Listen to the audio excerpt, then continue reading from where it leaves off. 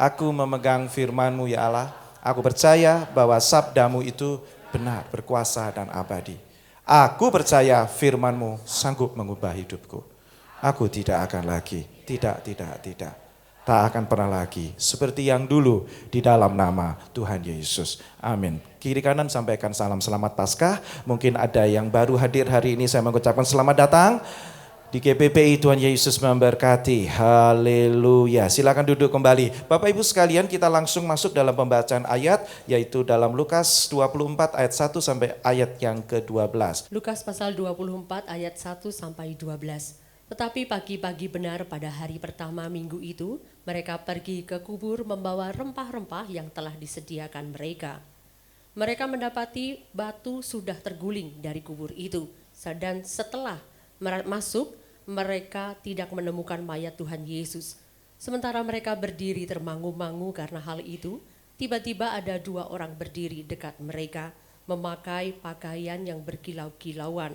Mereka sangat ketakutan dan menundukkan kepala. Tetapi kedua orang itu berkata kepada mereka, "Mengapa kamu mencari Dia yang hidup di antara orang mati? Ia tidak ada di sini, Ia telah bangkit. Ingatlah apa yang telah dikatakannya kepada kamu ketika Ia masih di Galilea, yaitu bahwa Anak Manusia harus diserahkan ke tangan orang-orang berdosa dan disalibkan dan akan bangkit pada hari yang ketiga." Maka teringatlah mereka akan perkataan Yesus itu, dan setelah mereka kembali dari kubur, mereka menceritakan semuanya itu kepada ke-11 murid dan kepada semua saudara yang lain. Perempuan-perempuan itu ialah Maria dari Magdala dan Yohana dan Maria ibu Yakobus dan perempuan-perempuan lain juga yang bersama-sama dengan mereka memberitahukannya kepada rasul-rasul. Tetapi bagi mereka perkataan-perkataan itu seakan-akan omong kosong dan mereka tidak percaya kepada perempuan-perempuan itu. Sungguh pun demikian, Petrus bangun lalu cepat-cepat pergi ke kubur itu. Ketika ia menjenguk ke dalam, ia melihat hanya kain kafan saja. Lalu ia pergi dan ia bertanya dalam hatinya, apa yang kiranya telah terjadi. Semua katakan amin. Ya, demikianlah cerita, kira-kira demikianlah pada hari Minggu tadi pagi ya. Nah, Bapak Ibu sekalian, tentunya hari ini saya kepingin sekali menunjukkan menu makanan ya. Menu makanan yang Tuhan nikmati bersama-sama pada jamuan malam terakhir. Kalau Bapak Ibu melihat di layar, itu disebut seder. Tulisannya sederhana, seder, SEDER. Seperti yang Bapak Ibu lihat ya, itulah menu yang dimakan oleh Tuhan dan murid-muridnya. Ada apa saja ya, tapi sebelumnya saya jelaskan dulu. Menu ini adalah menu yang ya dinikmati ketika mereka masuk ke tanah perjanjian. Artinya mereka keluar dari Mesir, Tuhan perintahkan untuk membuat roti yang tidak beragi. Lebih tepatnya, roti yang diproses bukan hanya tanpa ragi, tetapi roti yang mengikuti aturan-aturan yang dijalankan sesuai dengan perintah Tuhan, termasuk proses pembuatannya. Berapa waktunya? Nah, kita tahu semua, 18 menit, berapa detik. Tidak boleh lebih. Budaya ini sampai hari ini masih dipertahankan. Ya, Bapak Ibu sekalian, itulah roti yang tidak beragi, campuran dari air, campuran dari tepung yang murni, lalu dibakar. Ketika di Mesir, mereka memakan roti ini dalam keadaan cepat-cepat.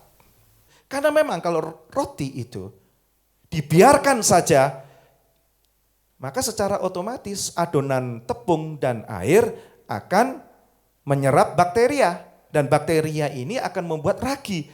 Tetapi terkadang kalau dengan modernitas kita, kemajuan zaman untuk mempercepat diberi tambahan ragi. Oh, enak sekali. Tetapi saya ingatkan, Bapak Ibu sekalian, kalau kita mau sehat secara rohani, harus mendengarkan firman Tuhan. Yang ngerti katakan amin. Bukan asal firman, Pak, tapi harus firman yang sehat. Firman yang tidak tercampur. Firman yang tidak ada muatan. Maka itu adalah pilihan Bapak Ibu sendiri. Dan itu yang Tuhan kita makan bersama dengan murid-muridnya. Bahkan sampai hari ini mereka melakukan.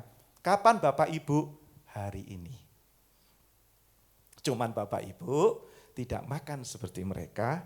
Kita makan roti dan anggur. Bisa nangkap? Kembali ke menu. Jadi pesan Paskah pada hari ini, saya mengingatkan, ini continue. Ini konsisten, Bapak Ibu harus rajin ke gereja mulai saat ini. Bapak Ibu harus setia dengarkan firman Tuhan. Meskipun hari ini musik mainnya luar biasa, betul? Tetapi apapun yang terjadi, firman Tuhan itu lebih penting. Saya ini senang melihat Bapak Ibu duduk seperti ini. Dan saya senang sekali melihat anak-anak ya meskipun mereka gerak tidak ada masalah. Tapi kan kita ajar mereka. Lama-lama ngerti kok. Lama-lama mereka bisa memahami, saya tidak ada masalah dengan anak-anak. Saya tidak ada masalah. Justru Bapak Ibu sekalian, ajak mereka ketika datang ke gereja dikasih tahu. Nanti kamu akan dengar firman Tuhan ya nak. Kalau Bapak Gembala khotbah, kamu duduk, pasti ngerti. Mungkin sekali dua kali dia nggak ngerti, tapi namanya anak, itu dia bertumbuh. Dia melihat contoh. Orang lain duduk yang rapi, orang lain duduk disiplin. Pasti anak Bapak Ibu juga cinta firman Tuhan. Setuju semuanya? Ini legasi gereja. Jadi firman Tuhan nggak bisa, dipercepat. Nyanyi-nyanyian saja, bagus, nyanyian saya enjoy banget. Hari ini saya enjoy dengan apa yang musisi kita mainkan hari ini. Ini nabrak pakem. Semua yang mereka mainkan itu sangat begitu indah. Tetapi kalau kita mau beruntung Bapak Ibu, harus dengar firman Tuhan. Kita tidak makan sembarangan. Kita tidak makan secara jasmani, kita tidak makan pun curi-curi sedikit, itu wajar. Tetapi hati-hati terhadap kesehatan rohani. Bapak Ibu sekalian, percayalah.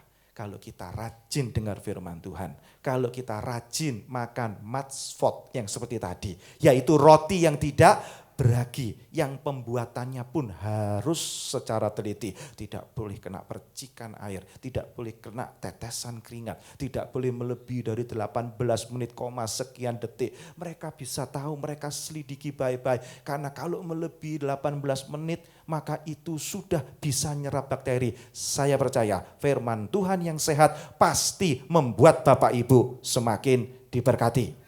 Itu menu seder. Itu menu yang memberikan simbol dalam kehidupan kita.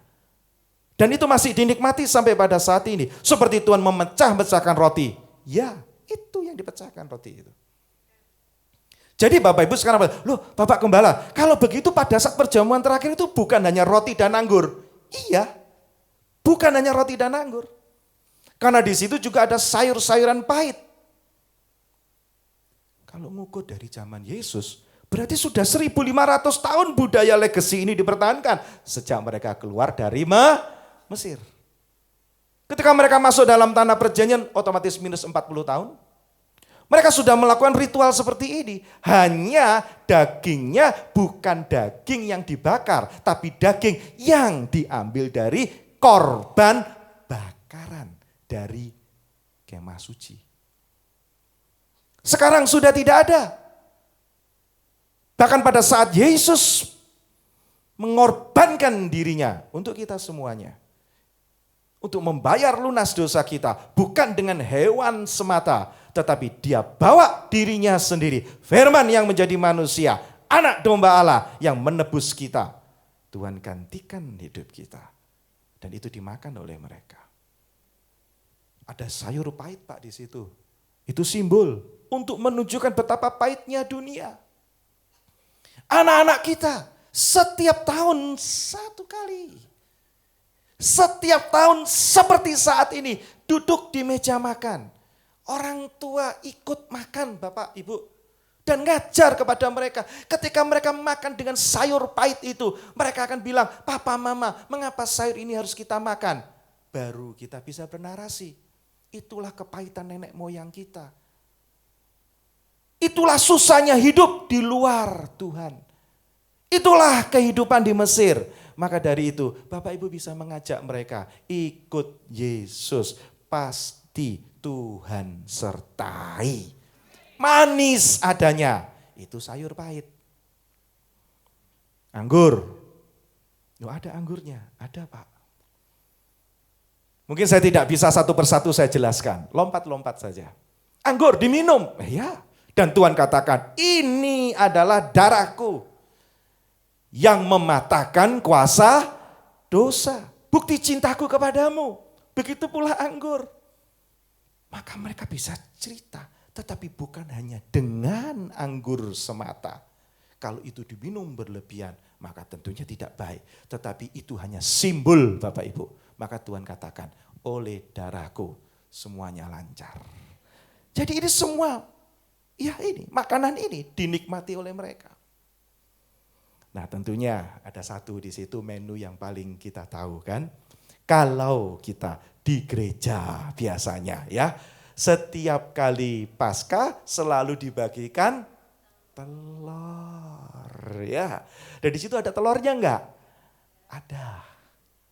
Jadi sebenarnya kenapa ini saya bawa? Supaya Bapak Ibu tahu bahwa telur Paskah itu bukan ulahnya kita yang modern. Memang dari zaman dulu setiap Paskah makan telur. Hanya kalau kita di gereja di GBB di sini tahun ini enggak bagi telur. Ya sudah bertahun-tahun enggak bagi telur, tapi kita ganti, kita bagi leontin salib lah ya. Amin. Ya sebagai kenang-kenangan. Tapi telur itu ada. Telur itu kita bisa bercerita kepada anak-anak kita. Kita bisa bercerita kepada dunia yang artinya melambangkan perputaran hidup. Selalu ada kesempatan baru. Selalu ada new beginning. Maka telur itu Bapak Ibu, ketika mereka menikmati, orang tua akan ngomong, nak, namanya hidup, tidak perlu ada yang disesali. Yang setuju katakan amin. Seperti saat ini. Bapak Ibu kalau mau hidup sehat, Bapak Ibu kalau mau hidup bahagia, Bapak Ibu kalau mau hidup beruntung, janganlah Bapak Ibu sekalian menyesali apa yang sudah terjadi. Kalau kita hari ini bisa terbebas, apapun terjadi, Bapak Ibu boleh, saya kenapa ya lahir kok dalam keluarga seperti ini, tidak usah disesali, dinikmati saja, karena Tuhan punya rencana yang baik. Kalau kita sesali hidup ini, kenapa aku jadi anak bungsu? Kenapa aku enggak jadi anak pertama? Tidak akan ada selesainya. Kenapa aku bekerja di bidang ini? Kenapa aku sekolah di bidang ini? Hidup tidak perlu disesali. Seperti telur. Itu adalah perputaran kehidupan. Apa yang membuat kita kecewa? Karena kita senantiasa kita berpikir negatif dalam hidup ini. Ketika murid-murid Tuhan, para perempuan-perempuan tadi, pagi-pagi hari, minggu seperti ini, datang tuh ke kubur Yesus. Yang tadi gambarnya sudah terlihat ada batu yang terguling, itu kan batu bundar sester Bapak Ibu. Zaman itu enggak bisa bikin seperti itu. Batunya berat itu. Tapi baiklah, itu sebagai narasi dan sebagai wacana kita supaya kita bisa melihat. Hidup sebagai anak Tuhan itu harus ada yang disebut menara pengharapan. Yang ngerti katakan amin. Harus ada harapan. Seperti wanita-wanita ini. Datang ke kubur.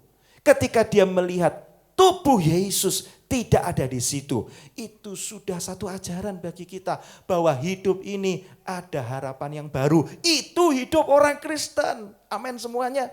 Hidup orang Kristen itu selalu punya membangun menara pengharapan. Seperti wanita-wanita tadi, begitu pula gereja pada saat ini. Bapak Ibu sudah lupakan, tidak perlu disesali. Yang sudah terjadi, sudah terjadi. Saya tidak ngomong masa lalu loh Bapak Ibu. 5 menit yang lalu apa yang terjadi, lupakan. Yang ngerti katakan amin. Bapak Ibu sekalian, ada harapan baru, amin. Tuhan itu juga masuk ke dalam kubur. Bahkan Yesus sendiri, dia berikan contoh. Orang dikubur itu kan seperti benih. Ya, Yohanes 12. Orang dikubur itu seperti benih. Seperti biji. Nah itu, biji kan benih toh. Selama biji gandum, langsung dikutip. Selama biji gandum itu tidak ditanam, tidak akan berkembang. Tetapi ketika biji atau benih tadi ditanam, mati di bawah, maka kematian ini akan menghasilkan banyak buah, Bapak Ibu. Begitu pula kita. Kita mungkin hari ini seperti terkubur seperti Yesus. Seperti biji gandum. Kalau tidak jatuh ke dalam tanah dan mati. Biji itu harus mati kalau mau berkembang. Begitu pula kehidupan kita. Mungkin kita tertekan di bawah. Kita ini mungkin tertekan dalam keadaan seperti ini.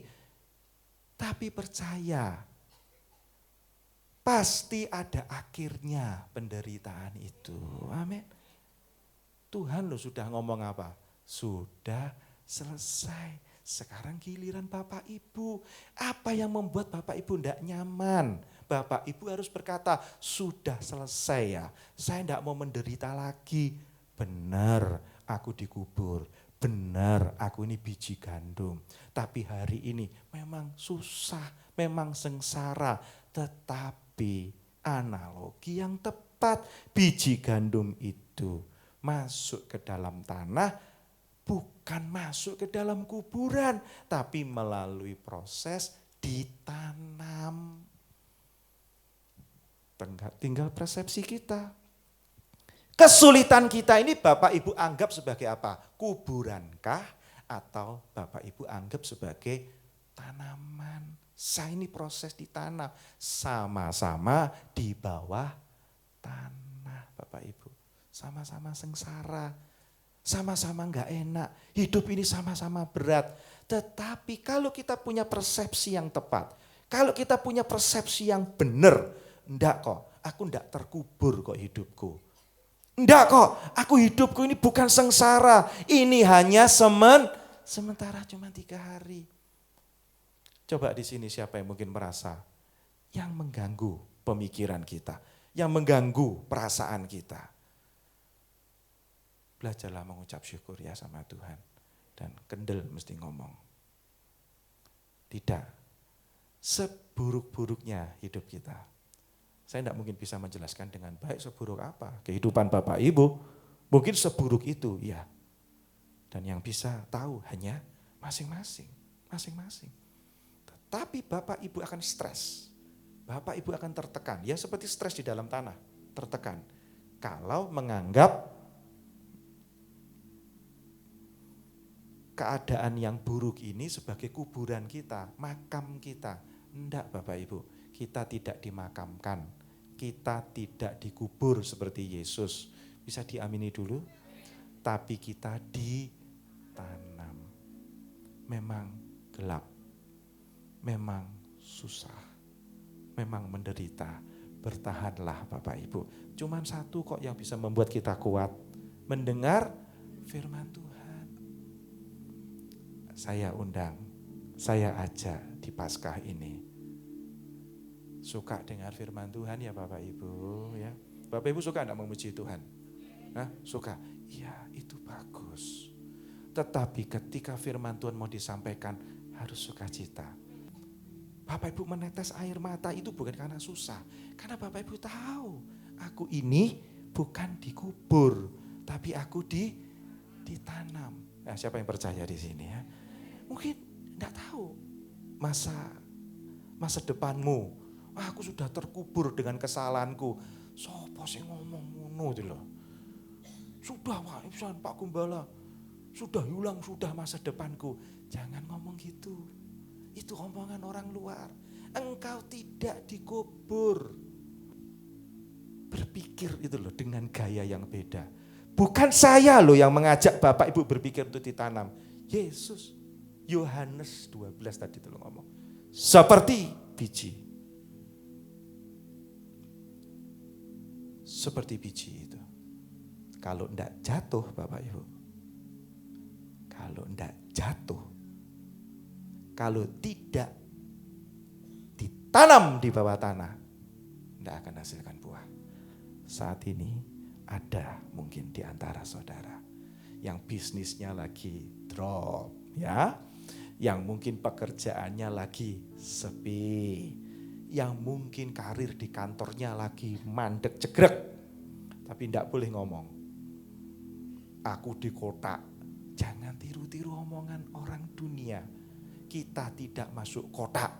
Kita masuk ke dalam tanah. Nanti pasti berbuah.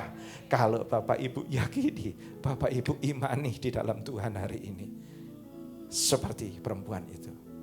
Dia akan melihat harapan baru. Tidak usah kecewa. Yang lalu, biarlah berlalu. Saya yakin, saya percaya Tuhan akan memberikan janji yang baru. Menara pengharapan di tahun 2024 ini semua akan bertumbuh dan berbuah dan Bapak Ibu akan menikmati. Doa saya, ayo Bapak Ibu hidup sehat, sukacita, Tuhan Yesus pasti memberkati. Selamat Paskah semuanya. Nafasku, jiwaku, hidupku penuh pujian. Nafasku, jiwaku, Terima kasih Tuhan, terima kasih. hidupku penuh pujian. Terima Nafas kasih Tuhan. jiwaku, hidupku Terima kasih. penuh pujian. Nafasku, jiwaku, hidupku penuh pujian. Nafasku, jiwaku, hidupku penuh pujian. Nafasku, jiwaku, hidupku penuh pujian.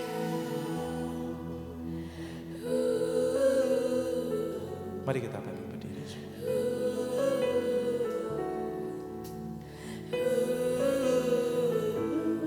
Kita lantunkan puji.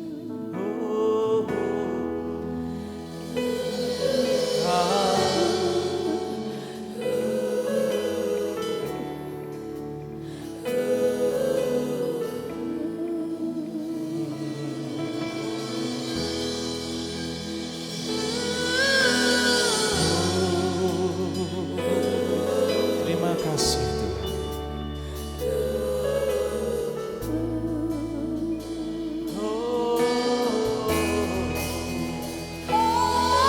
Nafasku